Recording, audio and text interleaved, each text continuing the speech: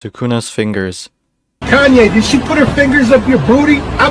What the hell was that episode? What in the Roblox? What in the blood clot? What in the Finally, Miso Kaisen is here. I had my expectations normal coming to this because of the terrible schedule, but I still had my hopes up because of Miso directing and storyboarding, and my god, it didn't disappoint. Best JJK episode, or even the best episode of the year. Not the best anime of the year, not the best anime of the season, but best episode of the year. In my opinion, of course. Although they only had 3 months to work on this episode, Miso still tried something new and ambitious. Of course, the elephant in the room, the art style change. They're going for an uncomposited look in a good way, of course. They're prioritizing more on the movement aspects of it, and it looks so good. The Kagenashi and Late Night Shibuya, it is ambitious and full creative freedom to the next level in a shitty schedule. Some of the best, if not the best, action boards in Jujutsu Kaisen. Creative storyboards, crazy background animation, direction down to a fucking T, and a lot more. We saw what he did with the Mob Psycho episode he directed and storyboarded, and some of the aspects from that translate. The usage of the 4x3 was a nice touch, making scenes more impactful and cinematic. The compositing is something else, man. Like, some cuts just looks like something out of Shingo Yamashita's opening. The key animation list is not even massive, but there's some big names, especially Nakaya Onsen, who did most of the, if not all of the Togi and Megumi scenes. So Miyazaki doing the bulk of the Sukuna vs Jogo, and we got some surprising names like Ryo, Masami Mori, Ajin, and a lot more. Of course, Soto Yamazaki was the chief animation director, giving some corrections in some important moments. Thank you to Miso and the staff behind the episode, really pushing the boundaries of TV anime. Yes, it's not MAPPA. You absolute fucking retard. I'm not gonna talk too long. Analysis time. Oh god, there's a lot to talk about. Just the layout for this cut is so good. Using Megumi's head to make Toji teleport look really fast. Character acting is so good and the subtle ones. Using the red absence to visualize Sukuna's present is a cool idea. Again, Nakaya Onsen did all of the Toji versus Megumi scenes. Even disregarding the fight, every individual rabbits is moving so much. The minimal design comes to play. I don't have to say it. Miso's action boards is so great. It's so chaotic, but you can still follow it. The tight hand-to-hand choreographed fight is so fluid. Really love Nakaya Onsen's usage of smears. Toji's not even moving, but you can feel the punches thanks to the smears. Even the rabbits got some hands. Again, Toji hit the ground so effortlessly, but the impact is still there with the subtle camera shake. The sense of speed is good. Toji just poking the Utapon cubes. I know it's not Utapon cubes. I feel like this rabbit exploding should have like 1 or 2 more frames. It felt like it skipped a frame, but it's just very nitpicky. So many components, the rabbit,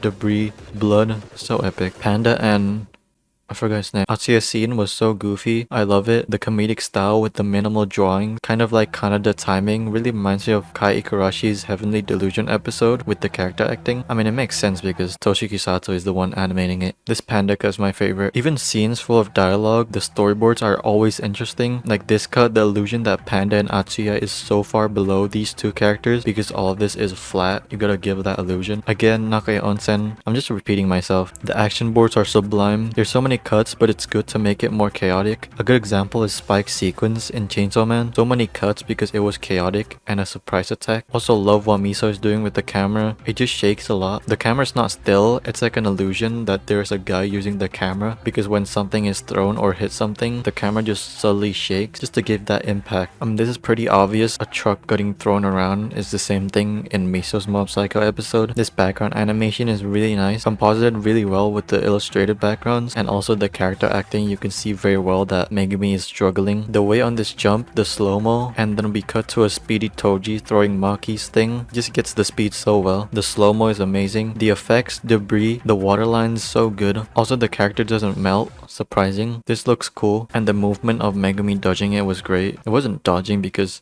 the frog pulled him, but you get what I mean. The arch on Toji was crazy, and the way the rabbit acted as debris when Toji zoomed in was nice. The perspective was done so well here. The whole scene where Toji realizes that he's fighting his kid was beautiful. Don't get me wrong, he's still a shit dad. So yeah, the flashback was good with Yamazaki's realistic corrections. Although sometimes it is only still frame. I think Toji realized that Megumi was his son because of his eyes resembles his mom. Oh my god, why are you still alive? This CG hallway looks really good. Love the detail on the flickering lights. In a normal episode, they would just cut to the characters, but Miso just did a 180 without any cuts, and the character doesn't melt. The drawings looks very simple. I mean, very simple. Nothing much to talk about with this scene. Some interesting storyboards, full Kagenashi most of the time, and some nice character acting. Panda's drawing still looks goofy. Of course it's intentional. I mean, look at his arm.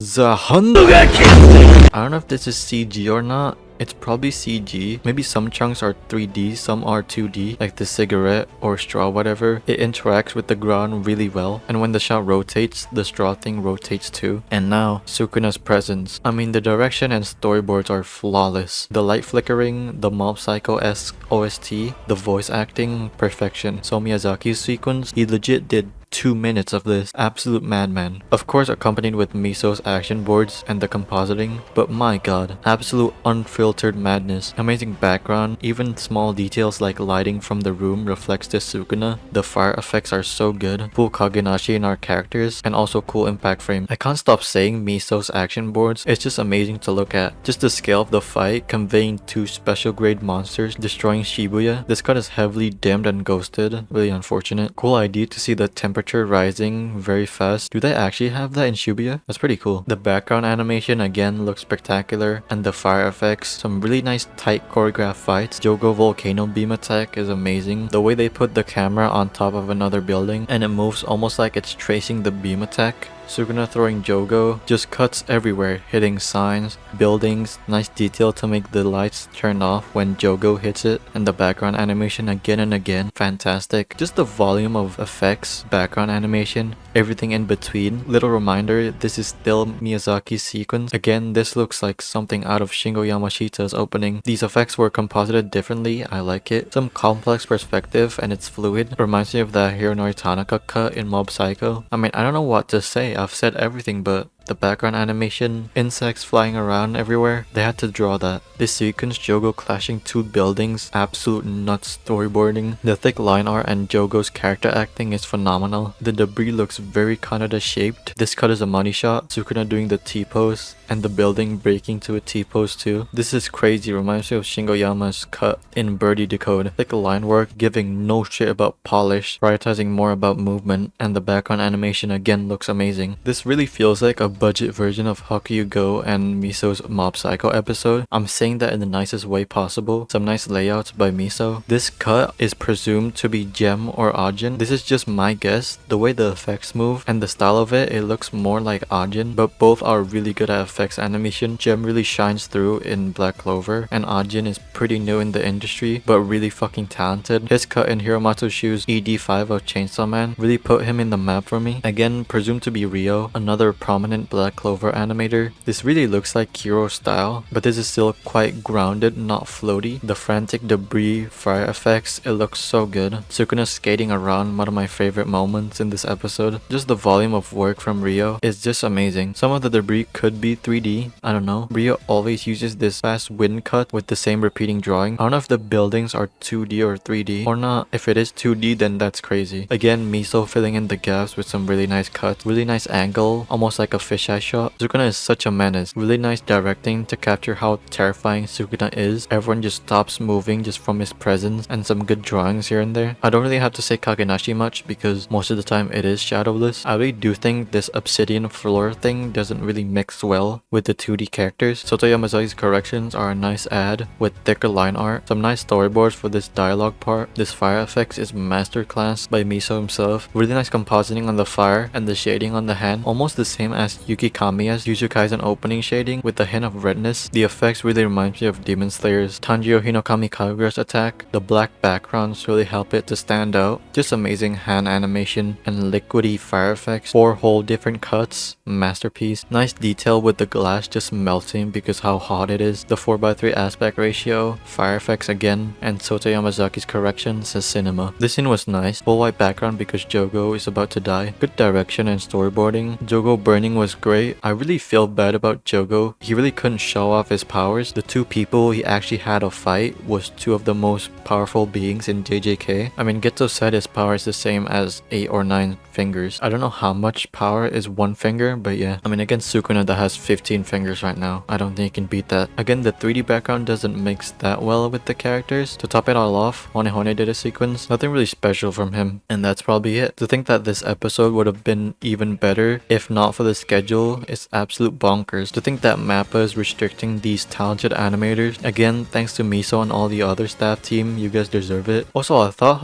Go was working on Miso's episode. People are saying that the next episode is gonna be even better. It is confirmed that Go is not gonna direct or storyboard an episode. I don't know who will direct the next episode, or will it even surpass this? We just have to wait and see. So yeah, if you guys like this video, leave a like. If you hate it, leave a like. Comment down below what are your thoughts about this episode. And yeah, hopefully you guys enjoyed this video. See you guys next time.